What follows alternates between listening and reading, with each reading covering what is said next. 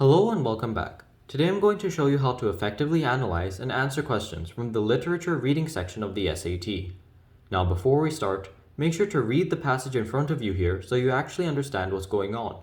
So pause the video, read the passage, then once you're done reading, unpause the video and we can start. Now that you're done reading the passage, let's get into answering the questions. So our first question over here is, over the course of the passage, what does the main focus of the passage shift from? And my advice to you here is, look through your option choices and see which one just describes the paragraph, which one describes the passages. So let's look over here. Option A is a description of the narrator's feelings about a character to a conversation between that character and the narrator. Now I'd like to specify here, the character here is referring to Aunt Agatha, and the narrator, well, the narrator. So let's see, a description of the narrator's feelings. Let's look at the first two sentences. She sprang it on me before breakfast. There, in 7 words, you have a complete character sketch of my Aunt Agatha. And if we look over here, when I came out, she looked at me in that darn critical way that always made me feel as if I had gelatin where my spine ought to be. This is showing that the narrator is pretty intimidated and terrified of Aunt Agatha. So there is a description about the narrator's feelings. But is there a conversation? Well, luckily if we just come down over here, the whole rest of the passage from here on out is just a conversation. So this would be the correct answer. On to question 2. What statement best describes the narrator's point of view regarding Aunt Agatha? Well, we just said the narrator is intimidated, terrified of Aunt Agatha. So that means that the narrator respects Aunt Agatha, but is intimidated by her demeanor. So option 2, and option C, is the correct answer for question 2. On to the next question. The passage indicates that the narrator is upset by being woken up because he had, and this is the part it's referring to, and these are the options. It can't have been 11:30 when Jeeves, my man, woke me out of the dreamless and broke the news. So we know that it's not these two options, because it does not say in the passage that he told Jeeves not to wake him, and it doesn't say that the narrator complained about the quality of sleep. But we do have these two options. Now you might think that it's option C because of this word over here, dreamless, but that is not the reason why they were upset by being woken up. As you can see over here, it can't have been 11:30. This means that this is a really early time for the narrator to wake up, and they wanted to sleep longer, so this would be the correct answer. Let's move on to question 4. The narrator's description in lines 13 to 27 serve to do what? Well, these are the lines that it's referring to, 13 to 27. And this is the part where the gelatin spine is referred to. And if we look over here, this paragraph is talking about how Aunt Agatha could intimidate anyone in the world. But if you're the narrator, you're just a chappie like them, you're going to have a quiet life, you're going to curl into a ball when you see her coming, and hope for the best. And when you see Aunt Agatha, and she wants you to do a thing, you do it. This means that while Aunt Agatha is fierce and outgoing, the narrator is just quiet and wants to curl up and hide. This is a great contrast between their personalities. And luckily, that matches with option A. It illustrates Aunt Agatha's personality and contrasts it with the narrator's. On to question 5. The main effect of the phrases totterings and tricklings and important engagement in lines 44 to 45 serve to do what purpose? Well, if we look over here to 44 to 45, let's look at the context. What are your immediate plans? Well, I thought about going to lunch and going out to golf. I'm not interested in your totterings and tricklings. I mean, do you have anything important coming up?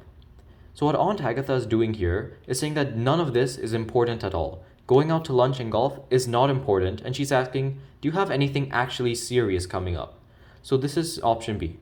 Aunt Agatha is viewing that the narrator's activities are of little significance. So this is the correct answer. We're making good progress over here. On to question 6. The remarks in lines 59 to 62 serve to do what? So let's see where those lines are. It is here. What's Gussie been doing? Gussie is making a perfect idiot of himself. To one who knew young Gussie as well as I did, the words opened up for a wide field of speculation. Well, when someone says a wide field of speculation, when someone says that he's making an idiot of himself, they're basically saying that when you call Gussie an idiot, there are so many things you can call Gussie an idiot for. So this means that Gussie is known for being a foolish person. So option A is the correct answer. Next up, we have question 7 saying, which word is similar to the word perfect in line 60? Gussie's making a perfect idiot of himself. So something I want you to do here is imagine the sentence in your head and replace the word perfect with these words. We're trying to say Gussie is making a complete idiot of himself, a perfect idiot of himself. And which word here do you think accomplishes that? Well, I would be picking option C, which is absolute. Gussie is making an absolute idiot of himself. Absolute is the closest to perfect here because we're saying he's a complete idiot, which is what the text is trying to do. So I'm going to be picking option C for question 7. Next up to question 8. In the passage, Aunt Agatha implies that the problem with Gussie's latest romantic attachment is that they don't have feelings for Gussie, thinks Gussie's family's not open-minded, is an inappropriate match, or has lied to Gussie.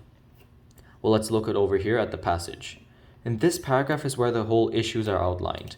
And if we look at the bottom here, he continued to rave about her for several mails, and then this morning, a letter has come from him in which he says quite casually, keep attention to this part, quite casually as sort of an afterthought, that he knows we are broad-minded enough not to think any of the worse of her because she is on the vaudeville stage.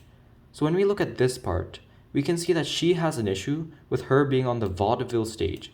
So she thinks that she is not a good match for Gussie. So option C is the correct answer.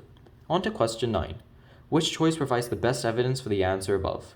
Well, I just directed to this passage over here, this paragraph, and I highlighted this part over here, and this is contained within the lines 75 to 79. And if we look over here, that's an answer choice. So there is our answer, option D. On to question 10 now. We only have 2 questions left. Based on the passage, the most likely outcome of the narrator's meeting with Aunt Agatha is that the narrator will criticize her, recommend something to her, just travel to America, or write a letter to Gussie. Well, if we come back over here and we look at the top here, my experience is that when Aunt Agatha wants you to do a thing, you do it. So this means that when Aunt Agatha tells the narrator to do something, the narrator is just going to do it out of fear. So this means that the narrator will most likely just travel to America. And if we go to question 11, which details from the passage best support the answer above? Well, let's look through this. Aunt Agatha makes the narrator get out of bed. Yes, this does not relate to the answer above.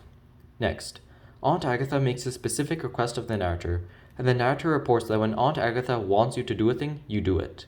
This supports our answer above. I highlighted it over here, and that would support our answer, so that would be the correct answer. And let's see how many we got right.